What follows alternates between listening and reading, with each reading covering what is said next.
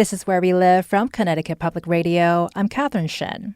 We're revisiting some of our most memorable author conversations of the year so far. You can find the full list of author interviews on our website, ctpublic.org/where we live. Let us know what you're reading this summer. Now, on to the show.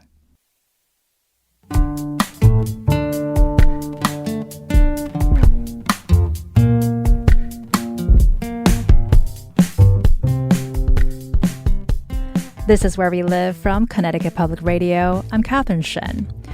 Later in the hour, we hear from Willie Mae Brown. She is a visual artist and author of My Selma, True Stories of a Southern Childhood at the Height of the Civil Rights Movement.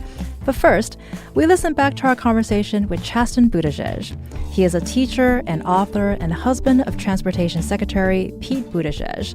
His recently republished book is I Have to Tell You Something for young adults. He joined us in June to talk about Pride Month and his message to the LGBTQ youth. I Have to Tell You Something was originally published in 2020, and today we're actually talking about the young adult version. You completely rewrote this book for young adults. Why did you decide to do that, and what was that process like? Yeah, I started rewriting it over 2 years ago, and I really wanted to write a copy of the book I wish I could travel back in time and hand my younger self. And when I started writing it over 2 years ago, the political climate was not the way it is today. And so I was just thinking about, young Chasten, what could have been helpful for him. And having been around the country and having the opportunity to meet with lots of other young, especially queer people, I knew that we needed more stories like this. But I had no idea that when the book came out, this would be sort of the topic du jour. And how has the responses been like so far? It's been phenomenal. I think I'm coming up on 30 cities and, I've done the big coastal cities, which have been phenomenal. I didn't get to go on an in-person book tour for the first one because of COVID. So I've enjoyed traveling and meeting with people, but the response, especially in redder states, I've been to Florida twice, Texas, Missouri. I'm going to Tennessee this weekend. And that response has been so heartening to me. People are so exhausted and beaten down by the politics, and just to have that space and that community, even for an hour or two, is really necessary. And now that it's Pride Month, I think folks even more are searching for that community and that belonging, and to know that people are fighting for them and going to show up for them in red states too. Right, and I think there is a lot of support, right? As you're saying, very hopeful, very heartening. But at the same time, we are still hearing voices on the other side. With what you just said, and with what we were just talking about, how would you like to see LGBTQ plus history and studies taught in schools? And how do you think schools should recognize Pride Month? Yeah, I wonder what my life would have been like had I read about people like Bayard Rustin or Marsha P. Johnson or Harvey Milk in school, had I known that there were other people like me out there who came before me, right, who had made these huge strides politically, personally. But I had never heard of them because I was growing up in a rural conservative place where we didn't talk about LGBTQ people. And I was raised to believe that something about me was wrong. That's why I kept it hidden for so long. And I think behind so many of these, quote unquote controversies, are some people still not believing that LGBTQ people are equal members of society. And you break many of these discussions down, I imagine what it would be like if the script was reversed. Would any parent be upset that a video featured straight people saying, I love being straight. I like knowing that it's okay to be straight. It makes me feel good that people affirm that it's okay to be straight, right? Nobody would be pulling their kids out of school if there was a video shown where straight people are talking about being straight, because that's almost every video. So behind that are just some people who are still uncomfortable with the fact that LGBTQ people exist, even though they may not think that. They may not think that they themselves are, bigoted or small-minded. But if you're upset about the fact that there is a video that exists where, someone is just saying, I like to be affirmed in my identity, or something that is making it easier for people to see the light at the end of the tunnel, especially young people who we know in this country are at a much higher rate of suicidal ideation, especially amongst LGBTQ people. And so behind all of this, I think, is this need to humanize LGBTQ people and realize that we have always been here. We will always be here. We're not going anywhere. And I believe that LGBTQ people should be treated as equal members of society. And I think you mentioned comfort space, and I also wonder if kids are so much better and adapted in showing who they are or voicing who they are. I certainly feel like I've talked to a lot of young people, and I always wonder, like, man, when I was your age, I can't talk about the things that you're talking about, Yeah. or I can't articulate what I'm feeling as so like professional that these kids are able to do, and not just Yeah. with their family. A lot of them are talking to the media, so I just can't imagine what's going through their minds. But you mentioned safe space, and I think for a lot of young people, schools are a safe space. They have their peers, they have teachers who may support them. So how do you think schools should recognize Pride Month? Do you think schools have a space for that? Well, look, we still need a Pride Month because, as we mentioned, there are still people in this world who are trying to make it harder for LGBTQ people to exist. The data shows us that 1 in 2 trans kids will contemplate taking their life. It is a known fact that in some areas of this country, it is still unsafe to be LGBTQ. I remember when I was about 9 years old learning about Matthew Shepard and his murder. Matthew Shepard, who was taken in a pickup truck and left for dead, tied up to a fence post. And I was growing up around a lot of pickup trucks and fence posts. And while my life has changed, my story has changed, there are still a lot of people in pockets of the country, especially like the ones I grew up in, that are wondering if it's truly okay to be themselves. And until we can all say that, yes, LGBTQ people are equal members of society, then that's why we march. That's what Pride Month is for, to recognize that there is a portion of American citizens who are still asking for their rights, who And are still asking to be equal members of society. And back to your book, you also described multiple journeys in realizing your own identity. Can you talk about what that experience was like, especially because you also talk about certain ways that you had to hide and mask your true self? I wonder if that would resonate with a lot of people. Yeah, I mean, I just didn't know who to be. Some of my early role models were Ellen DeGeneres on television and Will and Grace. And what I was taking from that was, maybe you could be gay, but you should probably be funny. And so I really leaned into performance. I tried to make everyone feel good about my existence.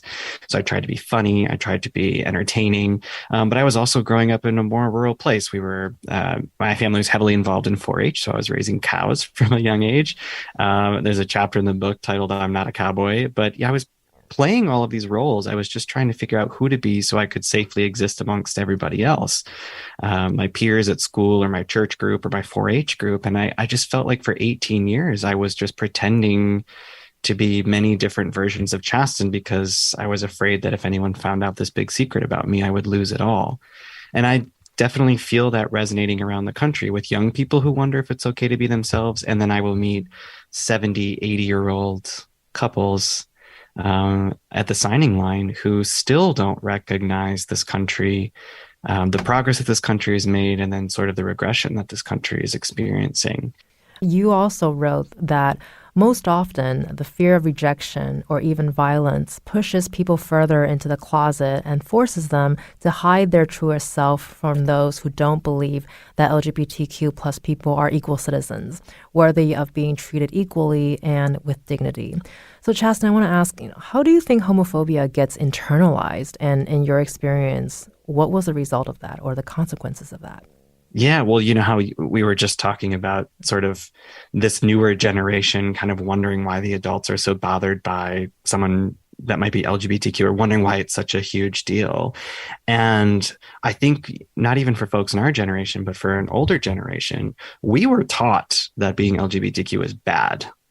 For me, I spent 18 years of my life believing that something about me was wrong or broken, asking God why he would have done this to me and wondering whether or not there was truly a path forward for me.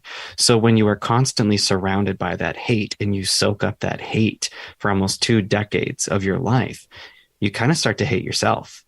And so much of that experience busting down the closet door was, yes, feeling the freedom of being able to be myself, but also coming to terms with the fact that I was allowed to love myself. And I really hadn't loved myself for almost 20 years. And so that homophobia seeps in, and it tells you that you are unworthy of all of those things. Which is why it's so important to tell the people in your life that they are loved unconditionally and from a very early age, so that we don't go throughout our life wondering if we're going to lose all of the people who say they love us once they find out, who we truly are, once we are able to share our most authentic selves with them. And one of the central parts of your book was talking about your experience coming out to your parents, speaking of being in a space to do that. Yeah. And being told certain things. This was a conversation you first had with your mom. Can you describe to us how that conversation went? Yeah, I didn't really have the guts to come out to my parents face to face, so I wrote a letter, and I remember packing my bags, and I walked into the living room and I handed my mom the letter, and I apologized. I remember saying, "I'm so sorry," and then I left. I got my car and I drove away, and one of the really important stories that I get to tell on the book tour is how, after a couple of months of crashing on my friends' couches or floors or in my car, my parents called me home. They wanted to keep me alive. They cared about me and keeping me alive and my health and safety more than the opinions of their friends or their church group or their community. And it's that unconditional love that truly saved my life, because I was not in a good place. I didn't really see much of a path forward. So I'm so grateful that I get to share their story of progress and their allyship, willing to learn and unlearn some things because they cared more about their love for their child than anything else. You talked about how your mom had a hard time accepting that you were gay in the beginning, but you described her as well-meaning. So can you help us understand what you meant by that? Because I think it really points out to the fact that acceptance for some people, it's a process, and it's an ongoing one at that, right? Yeah, so I have always tried to, especially in my, public life and political work, I have always tried to think about building a bridge for other people to get to the right side of history. And I know sometimes we just want to take the 2x4 and whack someone over the head with it. But I try to focus on laying the 2x4 down and building the bridge. And my parents were so loving. They were like the loud, especially my mom, like the loud, goofy mom. She brought snacks to all the football games and the baseball games. And she was always there on opening night for a play. And, my parents were the ones that always hosted cast parties or, tailgate parties. They were just so giving and loving, but we didn't talk about LGBTQ people. We never talked about it.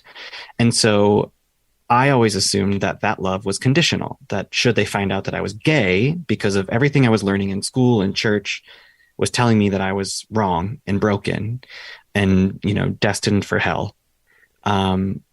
I knew that once I came out that I would lose them. And they were they were well-meaning people, but we just never talked about accepting LGBTQ people. And so my parents too, their world was shaken as well, because like I write in the book, nobody hopes for a gay kid. That's what I thought. But what my parents proved to me was that the love and the safety of your child is worth so much more than maybe the dreams that they had of me, having a wife and kids, in the white picket fence. Well, now I just have a husband and kids, and the minivan. So they had to unlearn a lot of things that I think a lot of people need to unlearn. And that starts with meeting people where they're at, having the opportunity to hear their story, learn from them, empathize with them, walk a little bit in their shoes, and see that the only things that LGBTQ people want are the same things that everybody else wants: love, safety, community, the right to exist, the freedom to walk down the sidewalk and not be afraid that you'll get murdered, or that, it's not okay to hold the hand of the person that you love.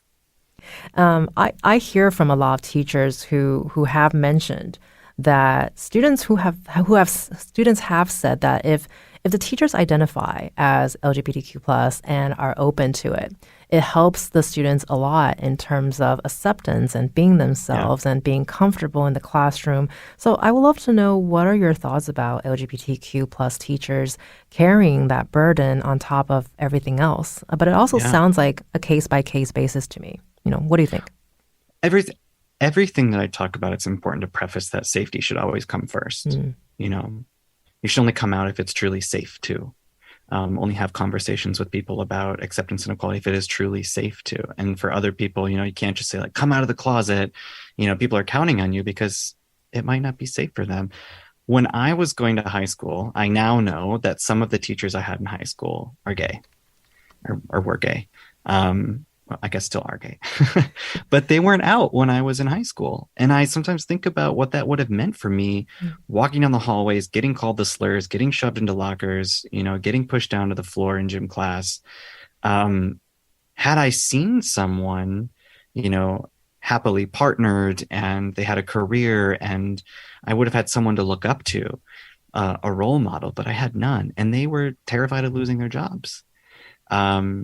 And, when I was a teacher in the classroom, it was never a part of my identity, that I felt like I was advertising, but there was a picture of, my husband behind my desk next to pictures of my dogs and, all of the other little knickknacks that you put behind your desk as a teacher, in the hopes that, somebody might see that and know like, oh, wow, well, look at him. He went to college, he got married, he has, a dog and he's doing well. And that just means a lot to someone to look up and see someone that made it out, At the end of your book, you offer a list of questions for teachers and parents. And one of those questions is, should LGBTQ plus people have to come out to their peers and communities? Yeah. Related, literally what we're just talking about. What are your thoughts on that? Yeah, I think you should only come out if you want to come out. Like, that's your information. That's your private information. But also, like, straight people don't come out. Straight people don't have to come out. They don't have to work up the courage to share this information about them, wondering whether or not they're going to lose their friends or lose their family or lose their jobs or their housing or their security. And so the idea is that you don't have to tell people. Also, you don't have to have a coming out party, or you don't have to write the letter, or you don't have to sit your family down and tell them, because that is your information. And I felt like coming out, especially for my generation, was sort of like a confession. Like, here's this piece of information I have, and it belongs to the world, and so it is my obligation to share it. And I disagree. I think we put too much pressure on people to talk about, something that belongs to them. And sadly, we have to end this conversation soon, but I do want to ask no. you, I know we're having such a good time. I want to ask you last question, just is there a message or is there something that you would like to share with our listeners or just with young people too in general? What do you hope that they get out from this book or even just from this conversation, something that you would like to say to them? Well, for young people, one, I'm so sorry on behalf of all the adults that some people are focused on making your life harder right now rather than easier.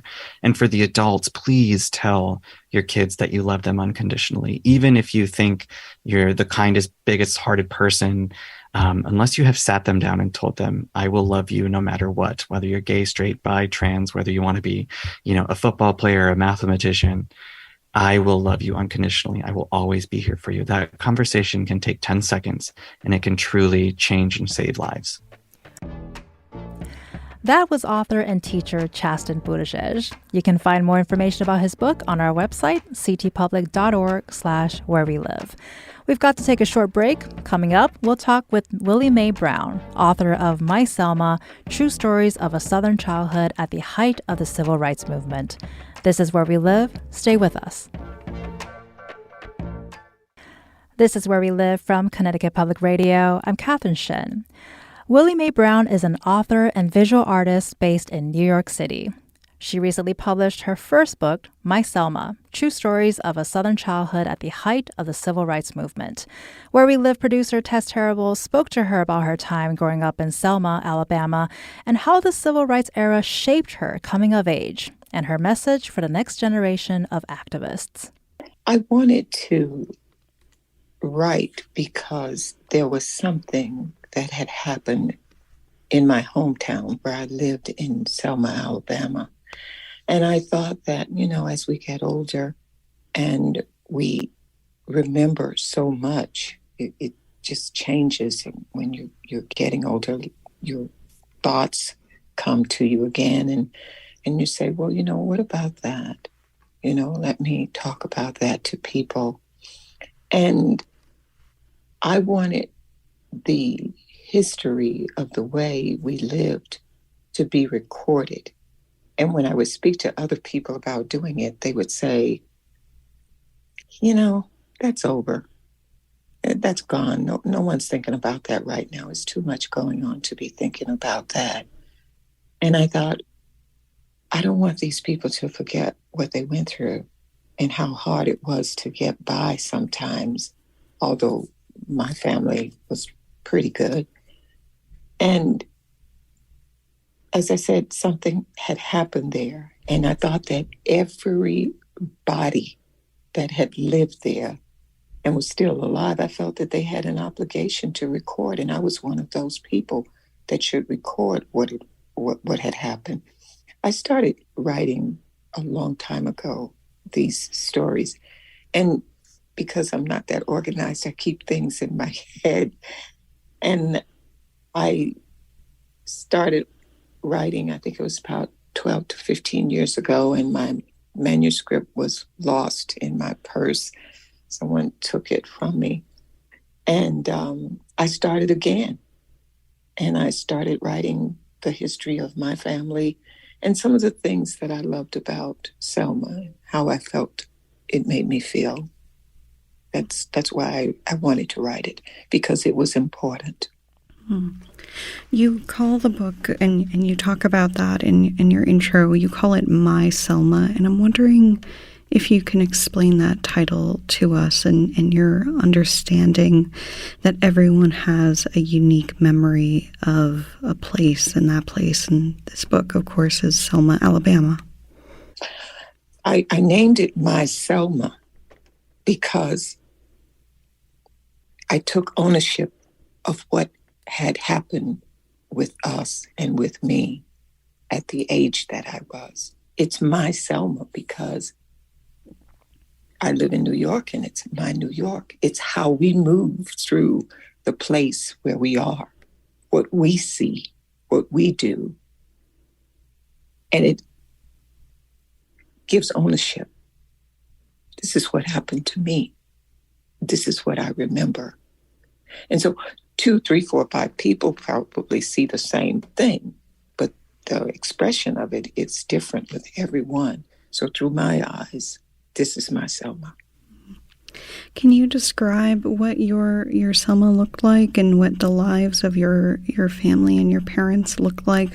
When reading your book and learning about Selma, and that's a place I've never been, there just seemed like a very, very good sense of community there, and a big shared purpose in the community that you were part of. You're right. We were a shared community. We helped each other. We all knew what had happened and how we got there and where we came from. And no one was better than the other person. And Selma is a beautiful place. It still is. I know that recently it has gone through a lot of things, but it was a beautiful place. We had a car, so we was able to drive around and really take a good look at Alabama, the Selma, the Orville, the Tyler, all of these places, Beloit and Hazen, Alabama. We had the opportunity to go and look around and see what was going on and how beautiful it was. I'm glad you asked me that, because I remember when I first came to New York and I saw pomegranates on the stands at the fruit stands. And I thought, oh my goodness, they want this amount. When we just went to the country and just pulled one off the tree, and just ate it. But it's a beautiful place. The people join together. They eat together. They went to school together. We did all of those things. And we had friends. And our lives were okay. We knew that something was in the midst because it had started long before the 60s. But it wasn't as intense as we were growing up. Did your family, did your parents ever, were they able to articulate to you what was happening as you were were growing up? It seems like, the civil rights movement really was coming, into power and into play really in conjunction with your coming of age. I've always wanted someone to ask me that question.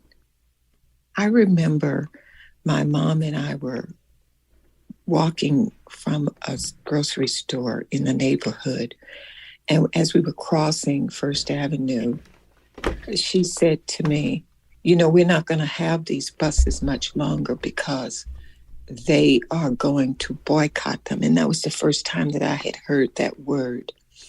And she said, and a lot of things are going to change because, these people don't want us to have anything. They don't want us to do anything, but we're not going to ride in these buses that much longer. So, I just want you to know that.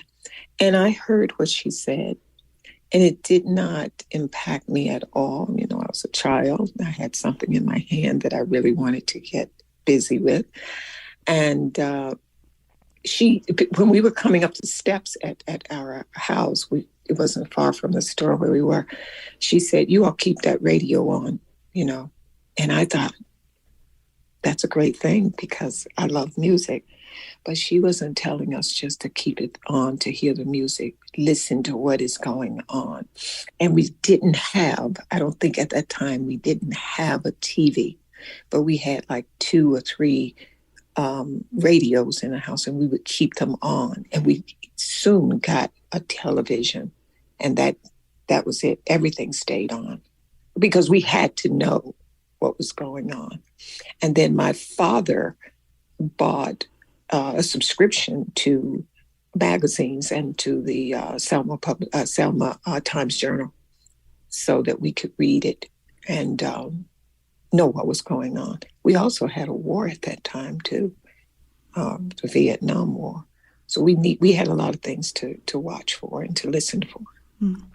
One of my favorite parts of your book is just how illustrative you are, and you talk about how you want people to hear, see, and smell the injustice, which was so powerful to me because often we don't think about the smells and the hearing. We don't think about those senses when we think of things like injustice. But I found your book so immersive in that, and I was wondering if you could talk about those scents and those things that you heard and those things that connect you back to that sense of place.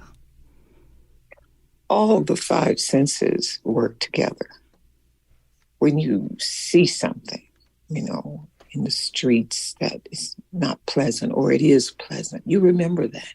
You can remember what you were doing and how it came upon you to see, someone step on the petal of a rose and the smell that it might come out of there, even though you don't smell it, you know that there's a smell there. Everything opens up in the senses. This movement, it had a sense of smell and touch and fear, all of that stuff together. So what I wanted the sounds also to be in that. And when you come into Selma, whenever we left Selma to go to Montgomery or another place, and you come back into Selma, it had its own smell. It smelled of like pine and swamp, because we had, little water streams on the roads. It smelled right. When the movement came, you had those smells, you had those feelings, and they felt right, but they were not. Something was going on.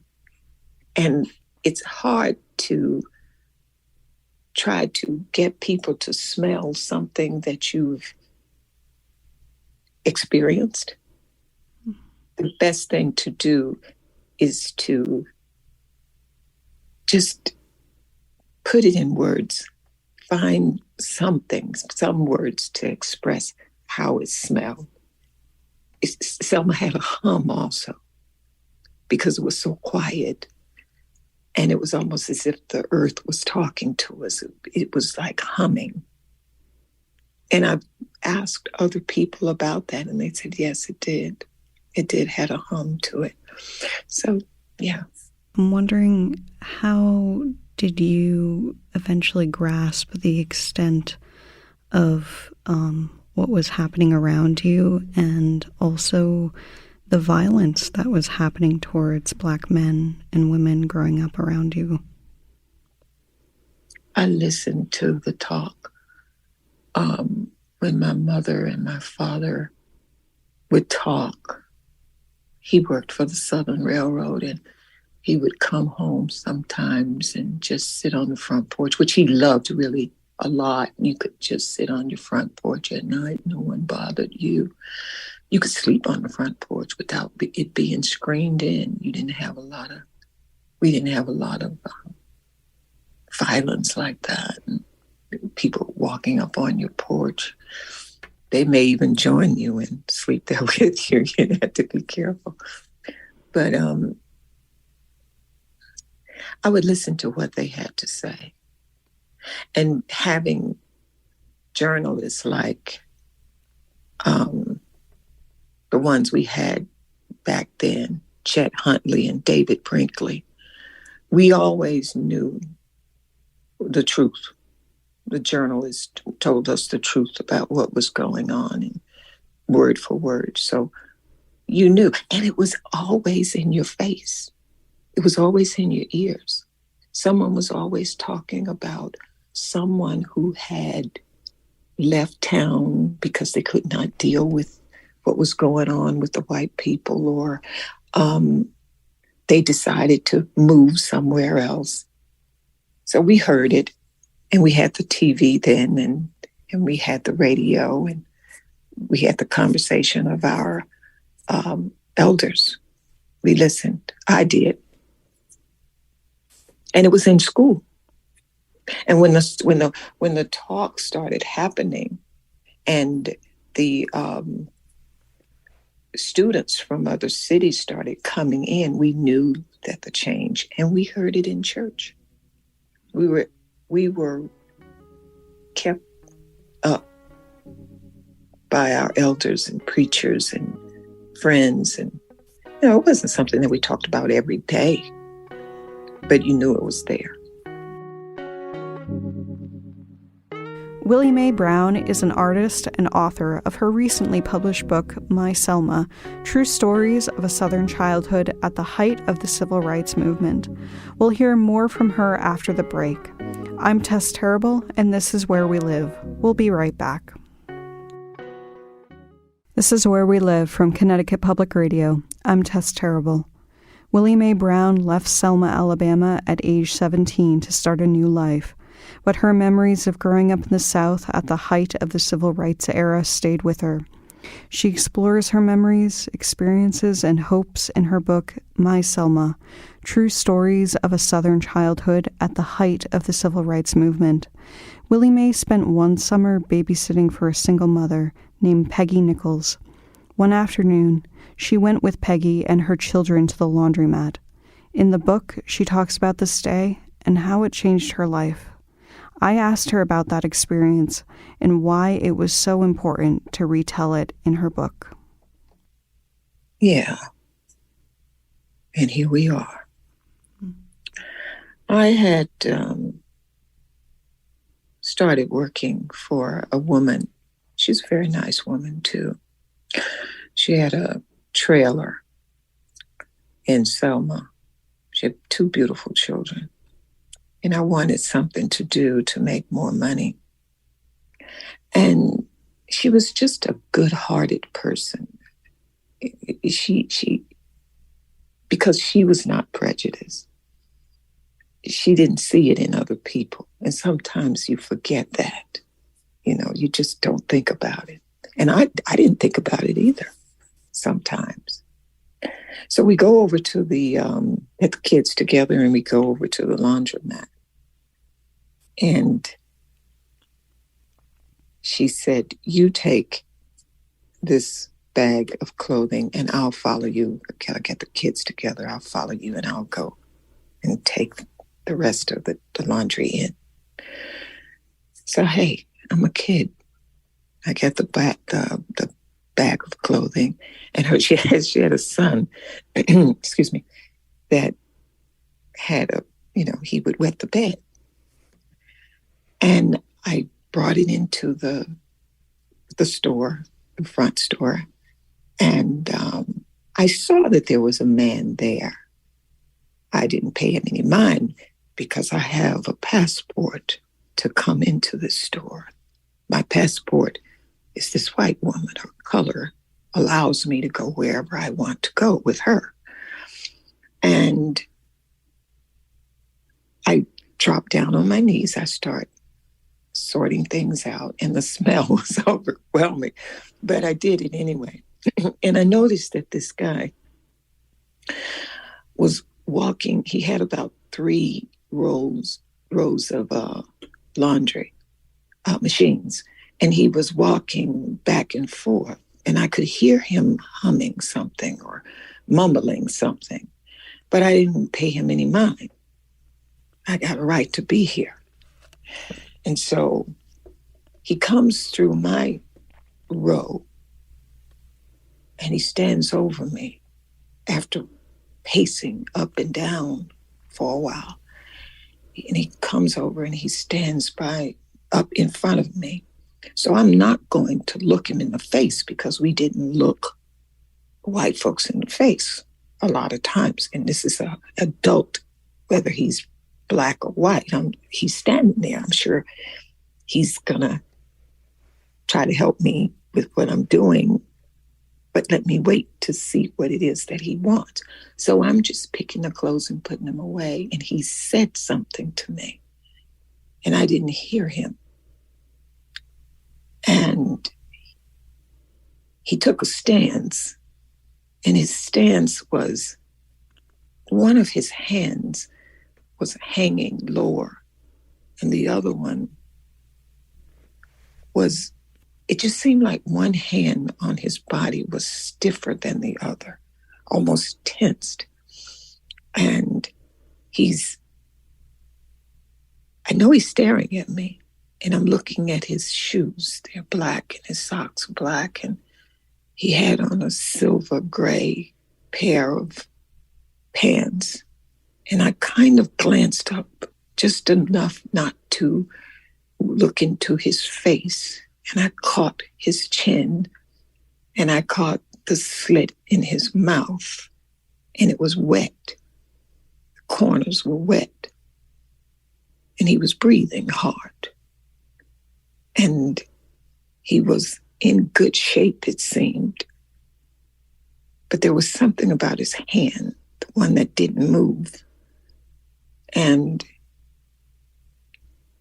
I was told from my heart, something's wrong. And he said, I'm not going to ask you anymore.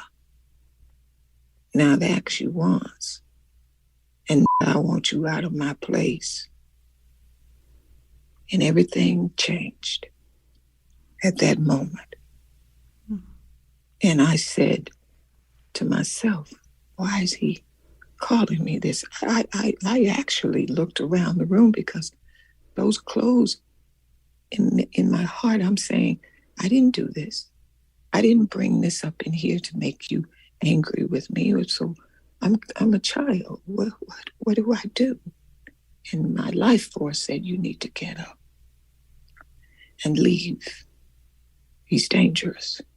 And now I remember why the arm was so tense, because he was going to use that weapon to get me out of the store. And I couldn't fight him. His hands were bigger than mine. His arms were stronger. So I had to find a weapon of my own. My daddy wasn't there. The passport was outside in the car with the kids, not knowing what was going on. And I was compelled to move and to stand up. And suddenly it was the strangest thing. It's like yesterday, I'm seeing it now. Something started moving in front of me. It was not him, because he was still in a position like I was prey, and the mouth was still wet. And I glanced just a little bit further, and I could see his hair. And it's just strange how that happened. This thing that came between us was like an effervescent, and it bubbled and just parted me from him. And I stood up and I raised my arm, because I thought that if his was one, mine could be one too. And I stretched it out with my index finger, pointing to him to stay back. And I'm going to get out of here. Just let me get out of here. I didn't want the negativity that he had in himself. It was fierce. He was serious. And I started walking backwards. And then I heard the woman. She said, please, please, Willie Mae, please just go. Come on. And I kept walking back. I couldn't walk. I didn't want to turn my back on him, because I didn't trust him, because I knew who he was. So I got out of there, and the woman came in, and she passed by me, and I saw her, but I didn't see her. And I bumped into the back of the car, and the kids were in there.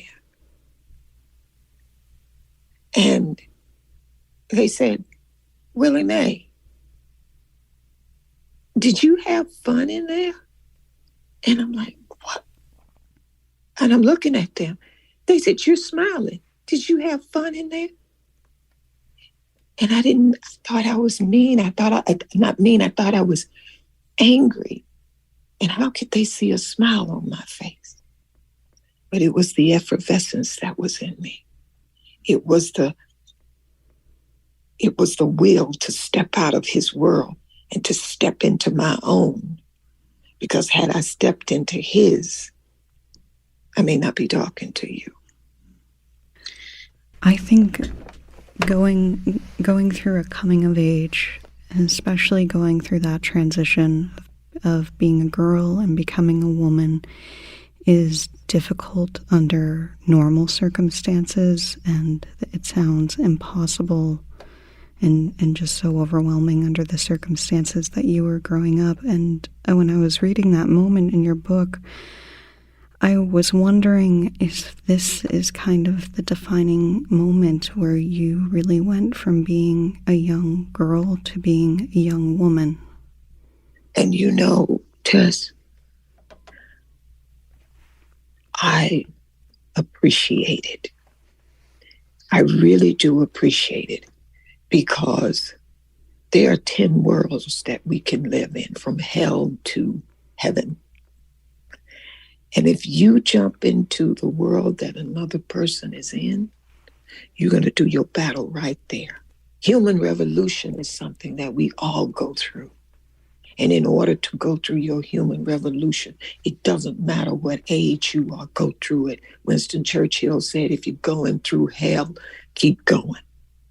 But you got to know how to keep going. You have to know how to maneuver. Like we did this movement. It was nonviolent. It is hard to say, I'm not going to fight back. It is hard to take a blow with a billy club that some of my friends and family members may have taken, and say it's hard.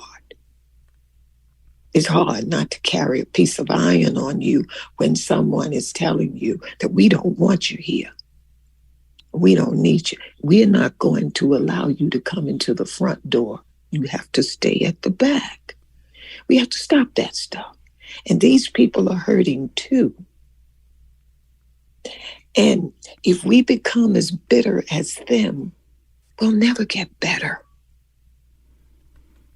Black people and white people, a lot of them do the same thing to people. What is your message to the next generation? You write that you want this next generation to remember the people that have fought for our rights so you can take care of the future. Explain to our listeners what that means to you. The past can always be repeated.